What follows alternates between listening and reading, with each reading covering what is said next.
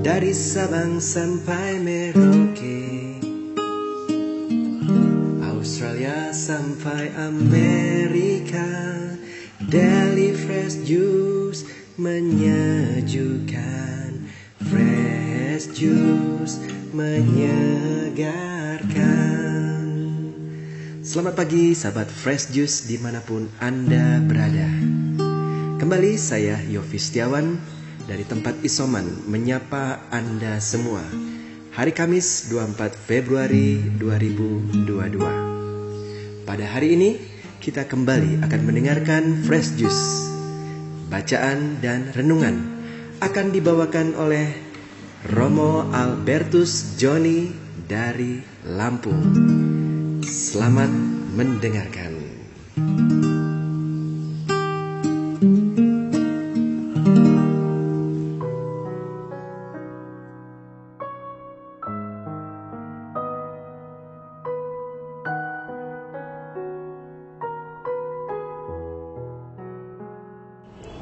Sahabat Daily Fresh Juice yang diberkati Tuhan, salam Fresh Juice.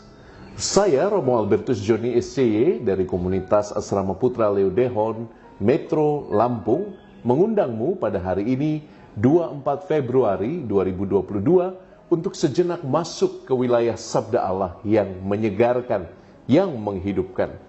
Maka tenangkan batinmu, tenangkan hatimu, ajaklah roh Allah untuk masuk ke dalam batinmu dan bersabda secara pribadi kepadamu. Bacaan Injil hari ini akan diambil dari Injil Yesus Kristus menurut Markus bab 9 ayat 41 sampai 50. Aku berkata kepadamu, sesungguhnya barang siapa memberi kamu secangkir air oleh karena kamu adalah pengikut Kristus, ia tidak akan kehilangan upahnya.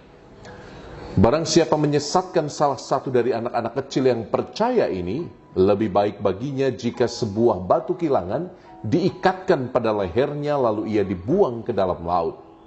Dan jika tanganmu menyesatkan engkau, penggallah.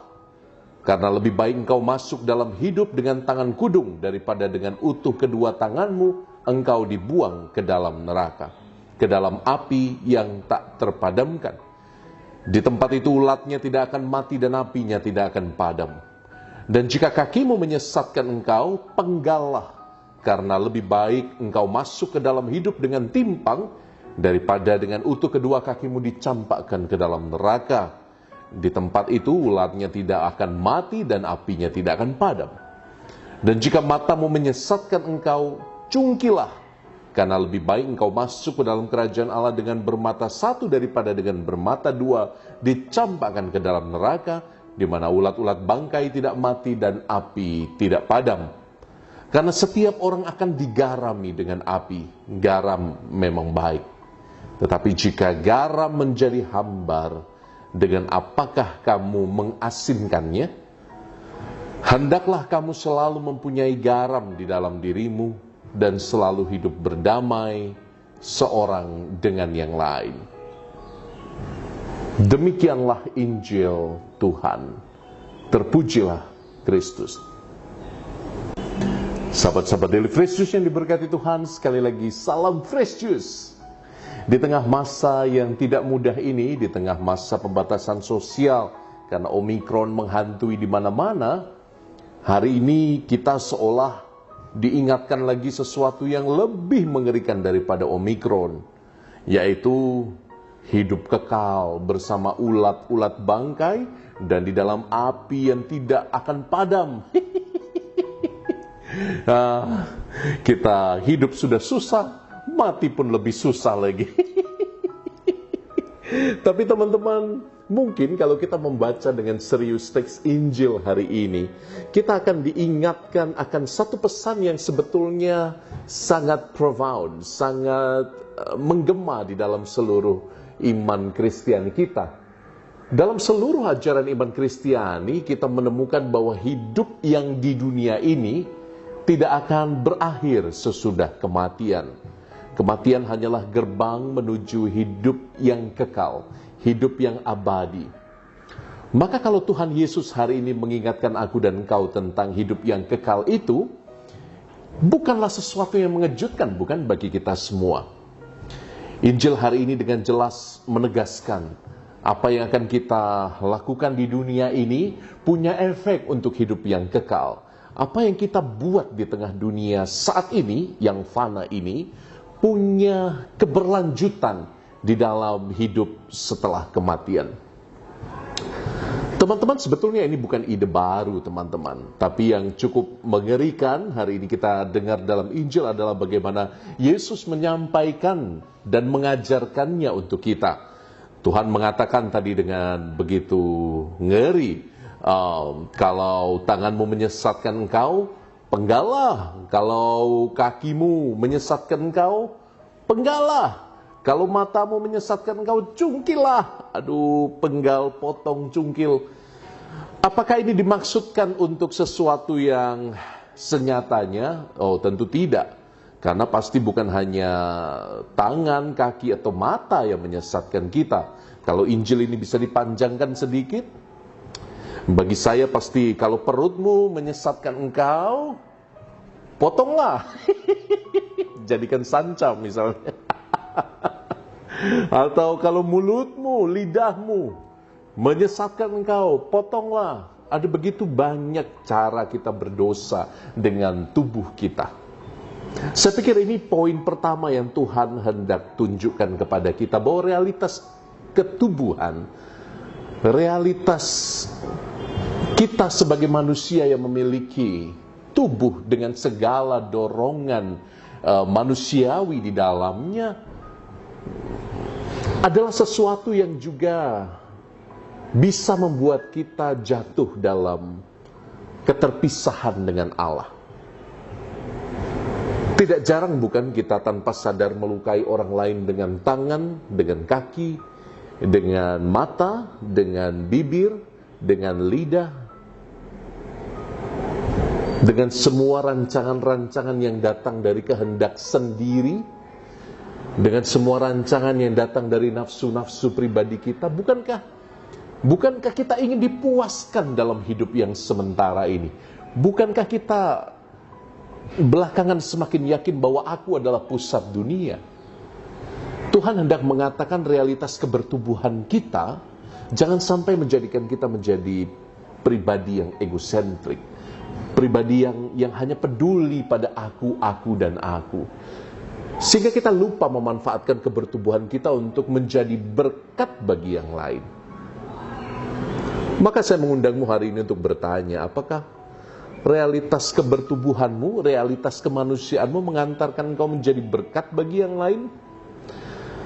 Sudahkah kata-katamu memberkati, pikiranmu memberkati? Sudahkah tangan kakimu memberkati? Sudahkah matamu memberkati orang lain? Atau semua kau gunakan hanya untuk aku, dan aku? Saya pikir ini permenungan kita yang pertama. Permenungan kita yang kedua, teman-teman, sekali lagi, tadi Tuhan katakan setiap orang akan digarami dengan api. Garam memang baik, tetapi jika garam menjadi hambar, dengan apa kamu mengasinkannya? Ini sabda yang seringkali menohok hati saya. Kita dikenal sebagai orang-orang yang seperti garam dan terang, bukan? Dalam sabda Tuhan yang lain, di bagian yang lain, di perikopa yang lain, kita diingatkan bahwa kita hendaknya punya rasa, kita hendaknya mewartakan kabar sukacita kepada orang lain. Itu artinya menjadi garam. Kita hendaknya berefek, berdampak. Maka garam itu sedikit saja sudah cukup terasa. Garam tidak perlu banyak, bukan? Dia memberi efek efek asin kepada makanan yang kita santap. Dan kau harus ingat bahwa garam adalah sesuatu yang sangat valuable, yang sangat berharga pada zaman perjanjian baru, perjanjian lama juga. Garam itu bahkan menjadi alat tukar, pengganti uang pada zaman itu. Maka kalau engkau ingin menjadi sesuatu yang berharga, membawa dampak kepada orang lain, pertanyaannya sekali lagi, apakah kita cukup berdoa pribadi, berdevosi pribadi, melakukan ritual kesalehan pribadi, ikut misa pribadi. Pertanyaan saya adalah, apakah doa-doa kita juga mendorong transformasi sosial yang ada di sekitar kita? Apakah doa dan penghayatan iman akan Yesus Kristus yang ada dalam batin kita membuat kita juga terdorong untuk melakukan aksi-aksi baik, mendorong tindakan-tindakan baik yang Tuhan sendiri undang kita untuk buat?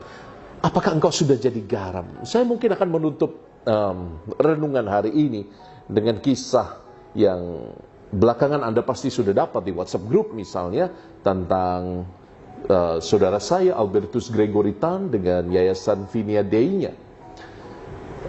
Albertus Gregory Tan, atau saudara yang saya sering panggil sebagai Albert ini, beberapa waktu lalu diwawancarai oleh Kick Andy, dan dia sebagai pendiri atau founder Vinia Dei, di mana saya juga terlibat di dalamnya, berkisah tentang pengalaman mistiknya melihat gereja yang begitu kumuh, gereja yang hampir ambruk, gereja yang seperti kandang sapi katanya.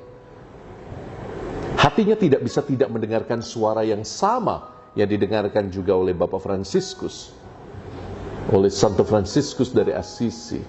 Albert, perbaikilah rumahku. Dan persis itu yang dia buat.